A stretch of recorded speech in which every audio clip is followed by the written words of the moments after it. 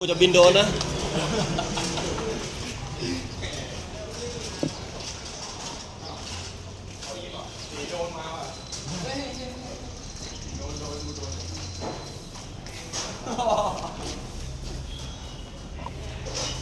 เอา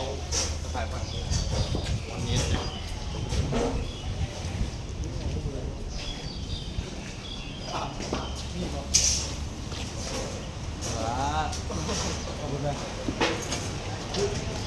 ไม่เคยเห็นนักข่าวที่วันนี้เนี่ย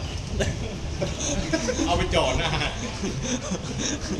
สวัสดีครับวันนี้อยู่ที่กองร้อยบกตรแล้วกองบังคับการนะครับวันนี้อยู่ที่กองร้อยบริการ อยู่ที่ผู้ช่วยสิบเวรหน้าหล่อๆแล้ว